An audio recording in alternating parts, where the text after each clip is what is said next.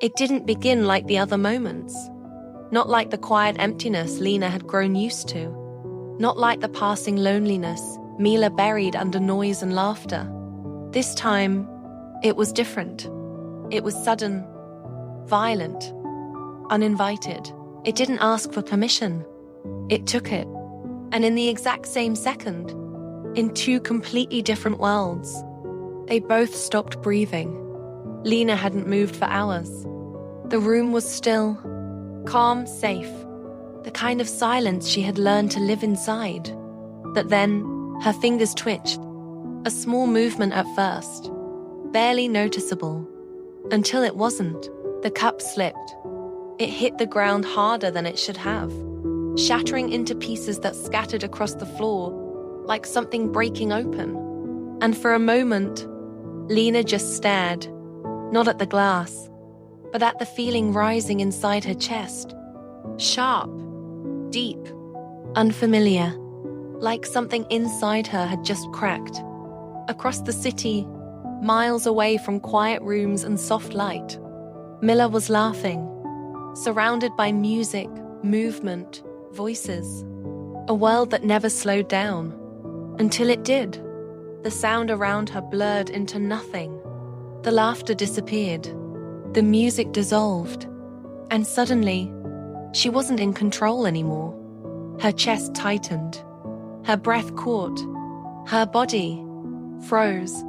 Not from fear of something in front of her, but from something she couldn't see. Same second.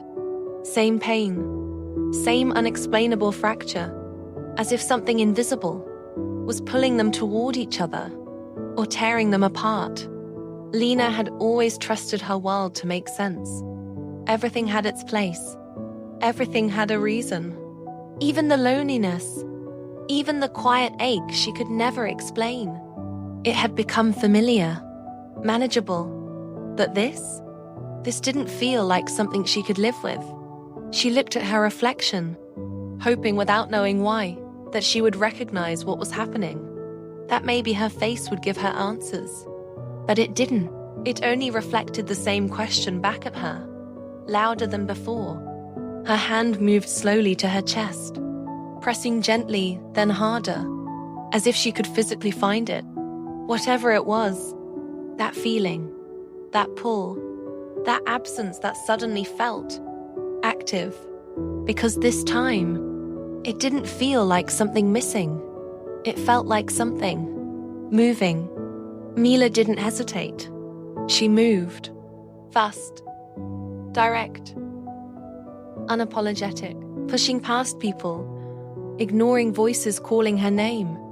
Because for the first time in a long time, she didn't want attention. She wanted distance. The hallway was quieter, but not quiet enough. Because the noise wasn't outside anymore. It was inside her. Her heartbeat too loud. Her breathing too shallow. And that feeling she couldn't shake. He noticed before anyone else did. Not the way she stopped. Not the way she left. But the way something about her shifted. Kai didn't rush. Didn't panic. He just reached out, steady, certain. Like he knew she might fall before she did. His eyes didn't wander, didn't judge. They stayed on her, focused, searching, as if he wasn't just looking at her, but through her. I'm fine. The words came out automatically. Sharp, controlled, dismissive, the way they always did. But this time, they didn't land the same.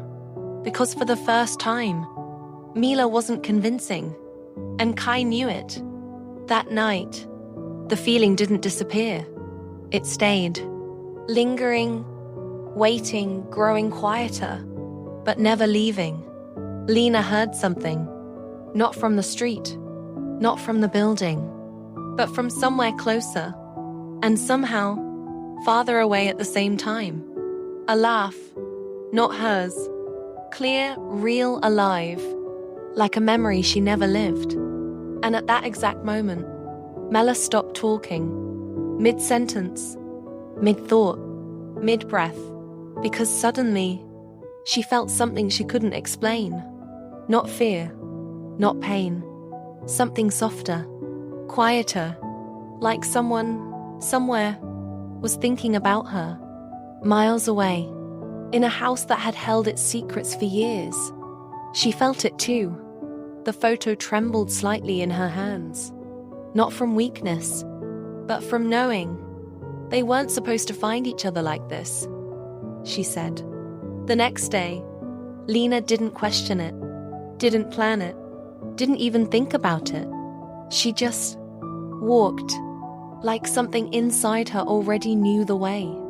And somewhere else, Mila did the same, without realizing it, without deciding.